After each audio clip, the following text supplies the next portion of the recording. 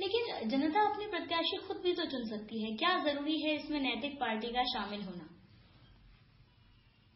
जनता अपना प्रत्याशी कैसे चुनेगी? जनता चाहे भी आखिर में कोई इसको व्यवस्था करने वाला हो, कोई व्यवस्था तो करने वाला होना ही चाहिए ना। बस क्योंकि कोई जयप्रकाश नारायण ने भी कहा था कि हम एक लोक प्रत्याशी हर जगह क्षेत्र से खड़े करेंगे। उनका ये विचारधारा था कि हर ग्राम प्रधान से कहा जाएगा कि अपने अपने क्षेत्र से आप प्रधान लोग मिलकर विधानसभा क्षेत्र में मान ली 100, 150, 200, 300 प्रधान है, ये सारे लोग विधानसभा में बैठ के एक दिन तय करें कि हम इनको प्रत्याशी बनाएंगे और उसको चुनाव लड़ावें।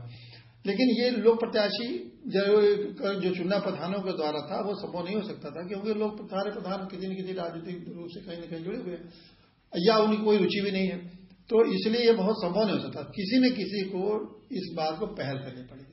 नैतिक पार्टी उसी पहल को, उसी जनता, एक तरह से मैं कहूंगा कि जयप्रकाश नारायण का जो सपना था कि लोक प्रत्याशी होना चाहिए, उसी चीज को आगे बढ़ाते हुए नैतिक पार्टी एक पहल करके लोगों के बीच जाकर जनता प्रत्याशी की खोज कर रही है और चुनाव लड़ाने के लिए अपने टिकट दे रही है। टिकट देना इसलिए किसी पार्टी की जरूरी है कि क्योंकि उनकी विचारधारा पार्टी की होती है, पार्टी की एक डिसिप्लिन होता है, उसमें वो रहेंगे। अगर निर्दलीय रहेंगे तो उनका कोई महत्व नहीं रहेगा।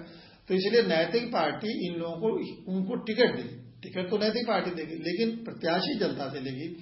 और एक तरह से केवल प्रधानों के बीच में अगर हम उसको छोड़ दें तो बहुत चॉइस बहुत सीमित हो जाएगी। हम पूरे क्षेत्र में और हर लोगों से कह रहे हैं कि भाई आप प्रत्याशी बन के आइए, और उसमें से जो 8-10 लोग आएंगे उसमें से एक कॉन्सेंसस बनेगा और एक अच्छा प्रत्याशी की प्रक्रिया होगी। तो एक स्क्रीनिंग होती है ना कि किसी काम के करने के लिए अगर हम बहुत सारे विकल्प हैं तो उनके स्क्रीन कर सकते हैं। और ईमानदारी, जैसे मैंने पहले भी कहा कि नैतिक पार्टी सेवा के लिए पार्टी बनाई गई है, जनता के हित के लिए काम करने बुलाई गई है, त्याग जनता के लिए त्याग करने के लिए तैयार है। तो ये सब नैतिक पार्टी करके एक अच्छे प्रत्याशी को चयन करेगी। अगर उसमें 1-2 गलतियां हो भी जाती हैं तो वो बाद में उसको भी दुरुस्त कर लिया जाएगा। उसको जनता से भी मैं कहूंगा कि अगर हमारा प्रत्याशी ठीक नहीं है तो आप रिजेक्ट कर दीजिए, उसको हरा दीजिए। अगर हमें बाद में पता लगता है कि हमने गलत प्रत्याशी चुना है तो यहां तक कि हम कहेंगे कि ऐसे हमारे प्रत्याशी को हरा दीजिए। पहले हमारे बहुत सारे नेता ऐसा कहते थे कि हमारा प्रत्याशी अगर भ्रष्ट है, अगर अपराधी प्रवृत्ति का है तो हरा दीजिए। आज तो कोई नहीं, पार्टी एक भी नहीं कहता है कि हमारे प्रत्याशी को हरा दीजिए।